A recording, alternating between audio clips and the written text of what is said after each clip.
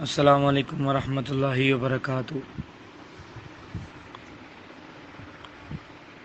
آج میں انشاءاللہ آپ کو جتنا ہم نے شروع سے لے کے اینڈ تک پڑھا ہے اس کا خلاصہ بتاؤں گا۔ کوشش کرنی ہے آپ نے کہ توجہ سے آپ سماعت فرمائیں۔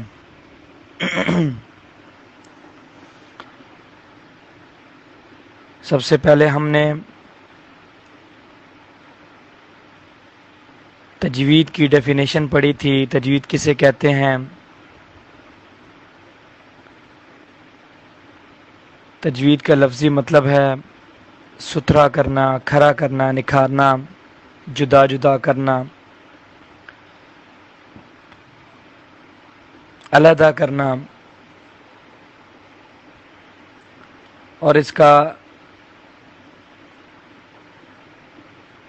اصطلاحی جو مطلب ہے حروف کو تمام صفات کے ساتھ، صفات لازمہ و عارضہ کے ساتھ ادا کرنا، اور اس کا مفہوم یہ ہے کہ ہم حروف کو، قرآن پاک کے الفاظ کو ایسے ادا کریں کہ ہم چھوٹی غلطی سے یا بڑی غلطی سے بچ جائیں۔ تجوید کی جو بیس ہے وہ بیس حروف تہجی ہیں، الف سے لے کے یا تک تمام حروف، اور یہ 29 ہیں۔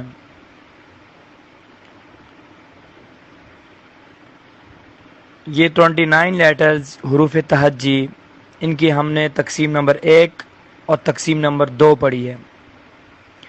جو تقسیم نمبر 1 ہے، پہلی تقسیم میں ہم نے حروف تہجی کو موٹے پڑھے جانے والے حروف اور باریک پڑھے جانے والے حروف میں تقسیم کیا ہے۔ مطلب کہ پہلی تقسیم میں ہم نے جتنے بھی حروف ہیں ان کے بارے میں ہم نے پڑھا ہے کہ ان میں سے کون سا حرف موٹا پڑھا جاتا ہے، کون سا باریک پڑھا جاتا ہے، اور کون سے حروف کبھی موٹے کبھی باریک پڑھے جاتے ہیں۔ پہلی تقسیم میں ہم نے یہ سیکھا ہے۔ تو 7 حروف ہمیشہ موٹے پڑھے جاتے ہیں، خ، ص، ض، ط، ظ، غین، قاف، ان کو حروف مستعلیہ کہا جاتا ہے۔ 3 حروف کبھی موٹے کبھی باریک پڑھے جاتے ہیں، الف، لام، را، ان کو شبہ مستعلیہ کہا جاتا ہے۔ ان کے علاوہ باقی 19 حروف ہیں وہ ہمیشہ باریک پڑھے جاتے ہیں، اور وہ ہیں حروف مستفلہ۔ یہ ہے ہماری پہلی تقسیم۔ دوسری تقسیم میں ہم نے مخارج پڑھے ہیں، مطلب کون سے حروف کہاں سے ادا ہوتے ہیں۔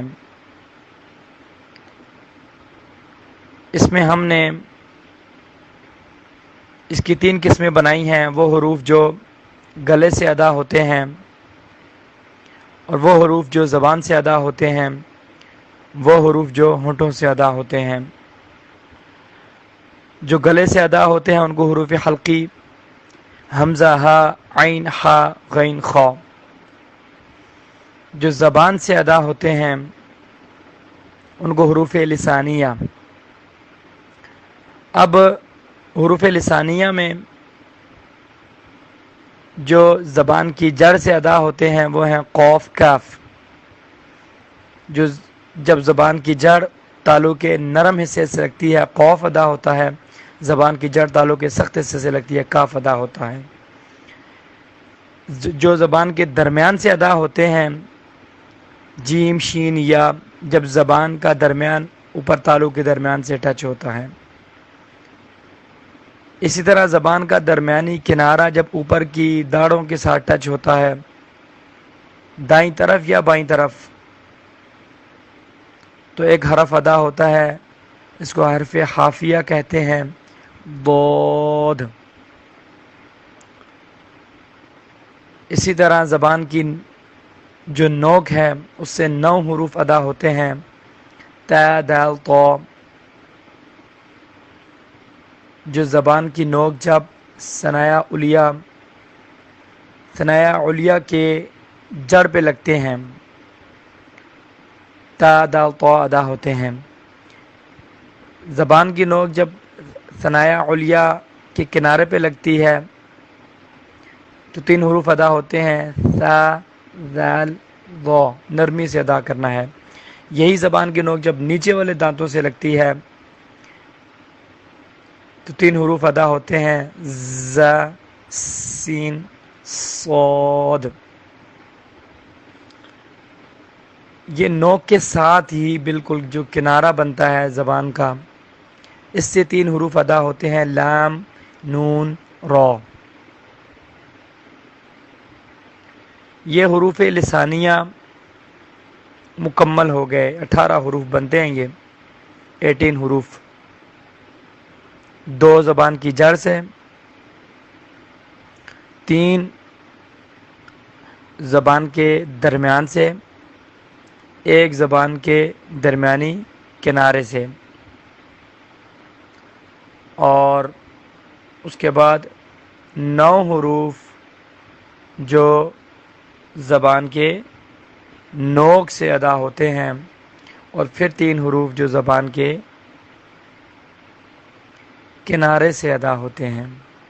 یہ یاد رکھ لیجیے، ایک ہے زبان کا کنارہ جو نوک کے ساتھ ہے، اور ایک ہے زبان کا درمیانی کنارہ جو زبان کے درمیان سے جو کنارہ بنتا ہے وہ ہے درمیانی کنارہ، جہاں سے ضاد ادا ہوتا ہے، اور زبان کے کنارے سے لام، نون، را ادا ہوتے ہیں۔